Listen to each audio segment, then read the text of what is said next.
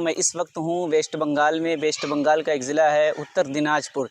जी हाँ, इस वक्त जो हमारे पीछे एक इदारा देख रहे हैं जामिया नूरिया शामपुर, जो उत्तर दिनाजपुर में आता है। और ये इदारा जो है हुज़ूर फ़क़ीहुन नफ्स मुनाज़िर आज़म हिंदुस्तान हज़रत अल्लामा मुफ्ती मतीउर रहमान साहब क़िबला का है।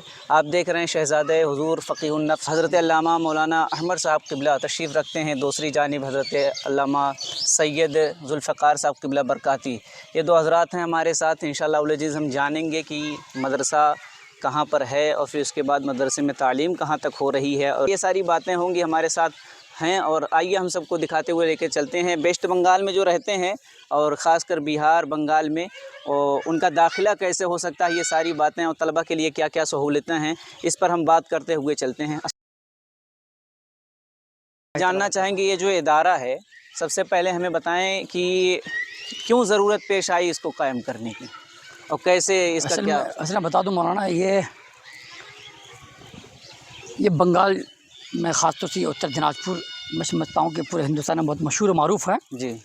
क्योंकि पूरे इलाके में, तकरीबन पूरे हिंदुस्तान में कह लीजिए, जितने भी मदारिस हैं वहाँ पे इस मदरसे के आसपास के जो इलाके के हैं वहाँ के बच्चे पढ़ने जाते हैं। अच्छा, माशाअल्लाह। तो लगभग 1994 के करीब यहाँ से एक करीब गांव है बालिरपुर नाम से गांव है। उस गांव में कुछ वहाबी लोग, कुछ देवबंदी लोग, उस तरह कुछ मुज़ब्ज़ब ख़यालात के लोग थे। तो किसी मौजू पे उन लोगों ने इख्तलाफ कर दिया, तो जिसकी वजह से मुनाजरा तय हो पाया। और मुनाजरे में मेरे वालिद मोहतरम हज़रत अल्लामा मुफ्ती मतीउर रहमान साहब क़िबला तशरीफ़ लेके गए, और फिर यहाँ के तमाम इलाके के लोगों ने देखा कि फतह याबी के साथ वापस लौटे। तो वापसी में जब इस गांव में पहुँचे, इस गांव का नाम है शामपुर। ये रायगंज से तकरीबन 6 किलोमीटर के करीब में पड़ता है। तो यहाँ के लोगों ने जश्न फ़तेह मुबीन मनाने की बड़ी कोशिश की, तो मुफ्ती साहब ने कहा कि नहीं, जश्न फ़तेह मुबीन मना लेंगे और फिर चंद दिनों में आप लोग भूल जाएंगे, फिर दूसरे लोग आएंगे, फिर उन लोगों के साथ आप हो जाएंगे। तो ऐसा किया जाए कि इसी इलाके में, इसी जगह में अगर आप लोगों ने मुझे कोई ज़मीन दे दी तो मैं फिर एक ऐसा इदारा कायम करूँगा कि जिसके बाद फिर इस इलाके में कोई वहाबी देवबंदी को फटकने की हिम्मत नहीं पड़ेगी, और फिर तमाम लोग के अक़ीदे की हिफाजत होगी। उसके बाद लोगों ने तकरीबन जहाँ तक जिनसे जो हो सका ज़मीन दी है। जो ज़मीन आप देख रहे हैं तो ये उन लोगों की डोनेट की हुई ज़मीन है। कुछ ज़मीनें ख़रीदी हुई भी हैं, मगर ज़्यादातर ज़मीनें डोनेट की हुई हैं। यानी जो पहला काम जो इन लोगों ने किया, वो मुफ्ती साहब के नाम पे, मुफ्ती साहब को कहते आप ले लें, आप जो चाहे बनाए, जैसे चाहे बनाएं, बस दीन की खिदमत होनी चाहिए, इस नीयत के साथ उन्होंने मुफ्ती साहब को ये ज़मीन डोनेट कर दी। अच्छा, माशाल्लाह। एक बड़ी बात है कि मुनाज़रे आज भी हो रहे हैं, लेकिन हज़रत मुफ्ती साहब क़िबला ने मुस्तक़बिल को देखते हुए यहाँ इदारा कायम किया, ताकि जो है जो मुस्तक़बिल में यहाँ जो पहले वहाबियत गालिब थी, बाद में गालिब ना होने पाए, इसी वजह से ये इदारा कायम किया गया।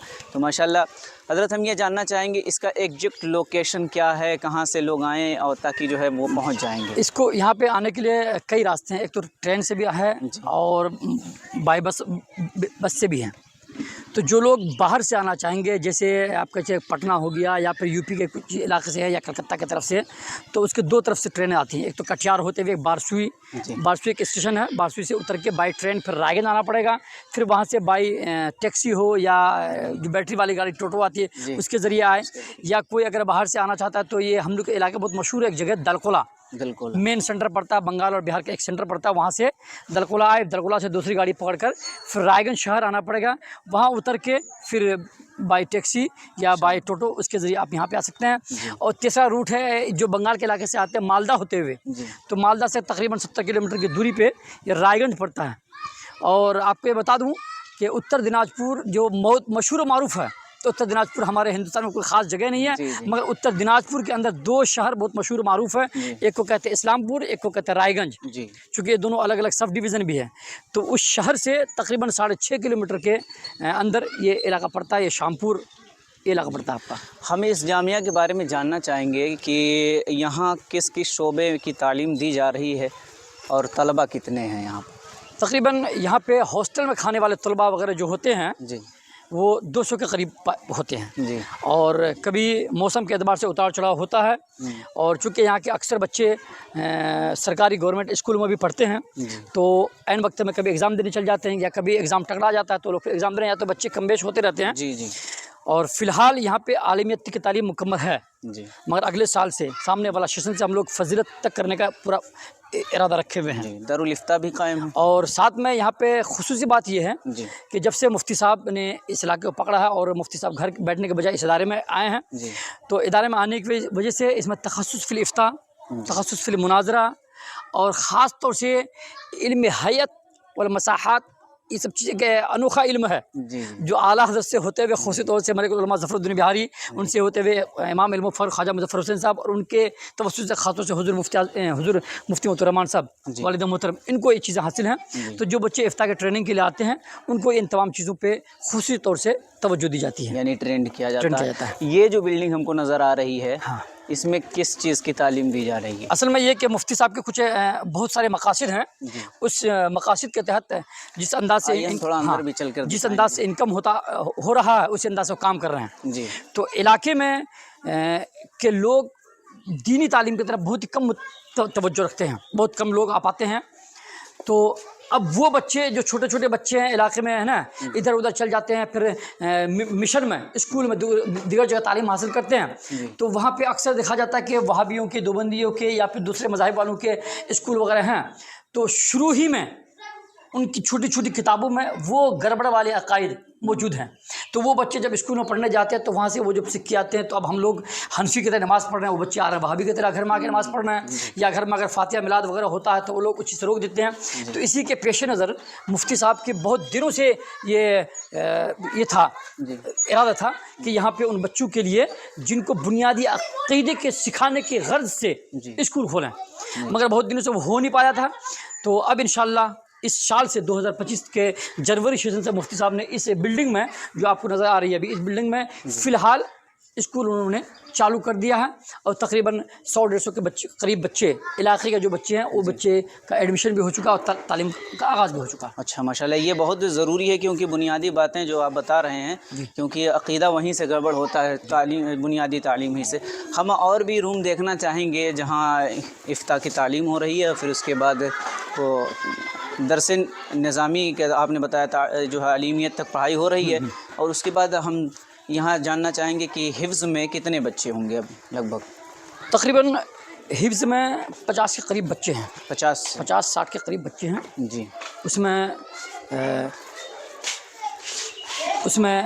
اس کے لیے ہم لوگوں نے 3 حافظ رکھا ہے، جی اور ماشاءاللہ بڑے شاندار حافظ ہیں جی اور اچھی قرأت بھی کرتے ہیں۔ یہ وہ روم ہے جی جہاں پہ افتاء کے بچوں کی ٹریننگ ہوتی ہے، یہاں بچے پڑھتے ہیں، اس لیے کتابیں بکھری پڑی ہیں، بچے ہر وقت یہاں پہ بیٹھ کر وہ کتابوں سے مسائل حل کرتے ہیں۔ اور خاص طور سے یہاں کے دارالافتاء کی خاص بات یہ ہے کہ یہاں کے جو بچے ٹریننگ ہوتے ہیں، جو افتاء میں پڑھ رہے ہیں، ان کو یہ الاؤ نہیں ہے کہ ٹریننگ کے دوران آپ اردو کی کتابوں سے فتاوی حل کریں۔ یہ مفتی صاحب بہت سختی سے منع کرتے ہیں کہ جو بھی کچھ حل کرنا ہے، جو بھی استفتاء آ جائے، ان کو آپ کو اصل ماخذ سے نکال کر ہی حل کرنا ہے، یعنی بڑی کتابوں سے۔ یہ بڑی کتابوں سے۔ یہ جسے کچھ اردو کے بہت سارے فتاوی کتاب ہیں، ان کتابوں سے مفتی صاحب نے سختی سے منع کر رکھا ہے کہ آپ کو ان کتابوں کو دیکھنا نہیں ہے، صرف آپ مطالعہ کر سکتے ہیں، مگر جب فتاوی لکھنے کی باری آ جائے، کسی کو کوئی فتویٰ دینے کی باری آ جائے، تو آپ ان چیزوں سے نہیں کر سکتے ہیں، اصل کتاب آپ کو نکالنا ہی ہے۔ جی اوپر کی بلڈنگ ہم دیکھنا چاہیں گے۔ یہ تو ہو گیا کہ آپ نے دیکھا کہ دارالفتاء کے بچے یہاں پڑھائی کر رہے ہیں۔ آئیے ہم آپ کو اوپر لے کر چلتے ہیں اور دکھاتے ہیں کچھ۔ یہاں ابھی تعمیری کام چالو ہے، اور پھر یہاں سے ہمیں کل آپ نے بتایا کہ یہ زمین جو ہے آپ نے ابھی چند دنوں پہلے لی ہے، تو آگے چل کر کے یہاں بھی مطلب ادارے میں ہی شامل کرنا ہے۔ ہاں، یہ جو آپ زمین دیکھ رہے ہیں، جی خاص طور سے اس زمین کو، یہ مفتی صاحب کو جو ایک مشن تھا کہ اسکول قائم کیا جائے، جی تو فی الحال مدرسے کی بلڈنگ میں ہم نے اسکول چالو کر دیا، مگر یہ جو زمین آپ دیکھ رہے ہیں ایک اچھا خاص ہے، تو اس میں مفتی صاحب کو اسکول قائم کرنا ہے، جی اور یہ اسکول انشاءاللہ اس کی بنیاد ہم لوگ کے 12 فروری میں سالانہ جلسہ ہوگا، اس میں اس کی بنیاد پڑے گی، اور انجینئر سے نقشہ وقشہ میپ وغیرہ ساری چیزیں بنا لی گئی ہیں، ساری چیزیں تیار ہو گئی، ساری چیزیں تیار ہیں، بس وقت کی دیری ہے، وقت آئے اور پھر کام چالو ہو جائے گا۔ مہمان خانہ بھی ہے باقاعدہ، ہم رات میں اسی میں ٹھہرے تھے، تو مہمان خانے کا بھی انتظام ہونا چاہیے۔ اکثر مدارس میں دیکھا گیا ہے کہ مہمان خانے کا انتظام نہیں ہوتا ہے، لیکن یہ باقاعدہ جو روم آپ دیکھ رہے ہیں، ادھر آ جاؤ، ہاں سے دکھائیں، یہ جو روم آپ کو دکھ رہا ہے یہ مہمان خانہ ہے، اور یہاں پر ابھی کچھ کام چل رہے ہیں جیسا کہ آپ بھی دیکھ سکتے ہیں.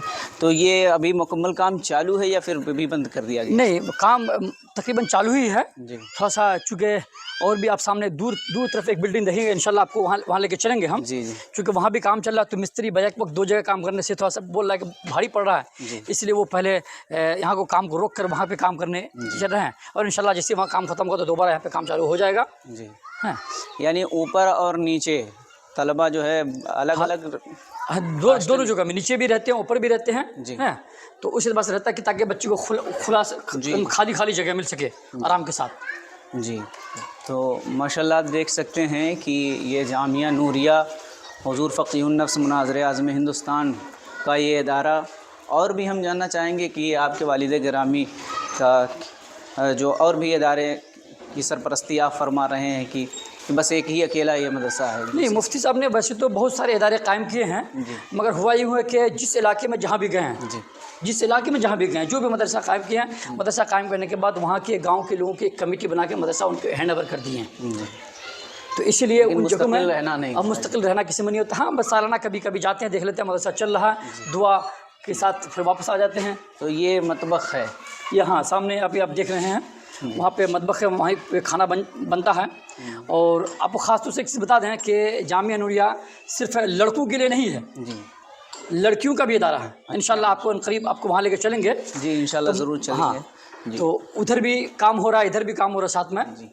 آپ دیکھ سکتے ہیں یہ میدان ہے جامعہ نوریہ کا، جو بہت ہی اچھا گراؤنڈ ہے، اور کافی ساری زمینیں ہیں، اور جو سہولیت بچوں کے لیے کافی زیادہ فراہم کی گئی ہے، اور آگے جو ہے ان کے لیے زمینیں خریدی جا رہی ہیں تاکہ اور اچھے سے ان کا انتظام ہو سکے. حضرت یہ ہم کو بتائیے گا کہ یہاں پر اگر کوئی بچہ داخلہ لینا چاہے تو کیسے داخلہ ہوگا اس کا؟ اس کے لیے کوئی امتحان وغیرہ ہوتا ہے یا پھر ڈائریکٹ ایڈمیشن ہو جاتا ہے؟ نہیں، داخلہ کے لیے تو امتحان ہر حال میں لینا ضروری ہے، اور ہونا بھی چاہیے، ورنہ تو ہر بچہ آئے گا وہ کہے گا میں فلاں جماعت میں چاہوں گا، میں فلاں جماعت میں چاہوں گا، تو اس انداز سے داخلہ تو پھر وہ جو تعلیم کا جو نظام ہوتا ہے وہ بگڑ جائے گا. اس لیے اس کے لیے سب سے پہلے تو کہ شوال کے مہینے میں، جس سے کہ تمام ہندوستان کے مدارس تقریباً 10 شوال کھل جاتے ہیں. اس 10 شوال میں بچے آتے ہیں، آنے کے بعد اپنے فارم بھر کر جمع ہوتا ہے، پھر ان کا ٹیسٹ ہوتا ہے. ٹیسٹ میں جو بچے جس جماعت کے لائق ہوتے ہیں ان کو اس جماعت میں داخلہ لے لیا جاتا ہے. جی. تو آپ دیکھ سکتے ہیں یہ ہے گراؤنڈ، اور یہ جو زمین ہے حضرت ہم نے سنا ہے کہ یہ زمین بھی یہ مدرسے کی ہو گئی ہے، اور آپ ادھر ایک مرتبہ گھما دیجئے. یہ پوری جو ہے اتنا چھوڑا گیا ہے گیپنگ کی تاکہ جو ہے بچے یہاں پر جو ہے بیت الخلاء وغیرہ بنا ہوا ہے تاکہ بچوں کے لیے، اور باہر کئی نل ہیں نہانے کے لیے، الگ الگ جو ہے غسل خانے بنائے گئے ہیں، اور یہاں بھی وضو خانہ ہے. پھر اس کے بعد یہ جو ہے بنائے گئے ہیں بچوں کی سہولیت کے لیے. تو آگے چل کر یہ جو ہے آپ نے بتایا کہ یہ زمین بھی خریدی گئی ہے. جی، جیسا کہ ابھی آپ نے دیکھا کہ فیلڈ میں کئی نل لگے ہوئے ہیں، بچے نہا رہے ہیں ادھر ادھر. تو فیوچر میں مفتی صاحب کا ایک مشن تھا کہ نہیں، اس کو اس انداز سے نہ کر کے اس کے لیے ایک الگ زمین ہونی چاہیے کہ جہاں پہ غسل خانہ، بیت الخلاء وغیرہ تمام چیزیں ہوں، اور وہ سیپریٹ ہو، دکھائی نہ دے. تو اس کے لیے مفتی صاحب نے مدرسے کے جسٹ پیچھے طرف یہ زمین خریدی ہے، جیسا کہ آپ دیکھ رہے ہیں خالی پڑی ہے. انشاءاللہ ان قریب اس میں بھی تعمیری کام کریں گے. اسی لیے اس زمین کو سامنے خریدی گئی ہے. اور آپ سب دعائیں میں رکھیں تو انشاءاللہ آگے بھی جو زمینیں نظر آ رہی ہیں انشاءاللہ حاصل ہوگی تو لیا جائے گا. ماشاءاللہ آپ دیکھ سکتے ہیں کہ جو زمینیں جو ہے گاؤں والوں نے دی تھی وہ تو ٹھیک ہے، وہ تو ملا ہی. پھر اس کے بعد مفتی صاحب نے یہاں پر جب کام کرنا چالو کیا، اور پھر اس کے بعد یہ زمین لی گئی. پیچھے ہم نے آپ کو دکھائی کہ وہ زمینیں لی گئیں. یعنی دن بدن جو ہے یہ مدرسے کو بڑھانے اور پھر اس کے بعد طلبہ کی سہولیت کے لیے کام کیا جا رہا ہے. تو ناظرین اکرام آپ دیکھ سکتے ہیں کہ ہم نے اوپر بھی آپ کو دکھایا، اور پھر اس کے بعد نیچے بھی گراؤنڈ بھی ساری چیزیں ہم نے آپ کو دکھائی. تعلیم کہاں تک ہوتی ہے یہ بھی آپ نے سنا. اگلے سال انشاءاللہ العزیز فضیلت تک جو ہے یہاں پر پڑھائی ہوگی. دیکھا کہ یہ جو بلڈنگ عمارت آپ کو نظر آ رہی ہے جامعہ نوریہ، جس کے بانی و سربراہ اعلیٰ حضرت علامہ مفتی مطیع الرحمن مستر رضوی صاحب قبلہ ہیں، جو مناظر اعظم ہندوستان ہیں، جن کو پوری دنیا جانتی ہے الحمدللہ. تو ان کے ادارے میں ہم اس وقت ہیں، اور اکثر و بیشتر آج کل زیادہ تر حضرت کا یہیں پر رہنا ہوتا ہے. ناظرین اکرام اگر آپ یہاں کے قرب و جوار کے رہنے والے ہیں تو اس مدرسے کو تعاون کیجیے اور اپنے بچوں کو زیادہ سے زیادہ یہاں پر بھیجیے، کیونکہ مفتی صاحب قبلہ ہمارے اسلاف میں سے ہیں۔ وہ اسلاف بہت سارے گزر چکے ہیں، لیکن ان چند اسلاف میں سے جو ایک شخصیت باقی حضرت مفتی صاحب قبلہ کی ذات ہے، وہاں پر رہ کر علم حاصل کرنے کا ایک الگ ہی رنگ ہوگا۔ تو ہم آپ سے گزارش کریں گے کہ بنگال، بہار، کہیں سے بھی ہوں آپ اس مدرسے کا سپورٹ کیجئے اور اس کا تعاون کیجئے۔ حضرت ہیں، ان کا نمبر ہم دے دیں گے، کس طریقے سے آپ ان سے رابطہ کر لیجئے گا۔ اس کے بعد داخلے کا جو سارا پروسیس ہوگا وہ آپ کو انشاءاللہ العزیز شہزادہ حضور فقیہ النفس بتا دیں گے۔ پھر ملتے ہیں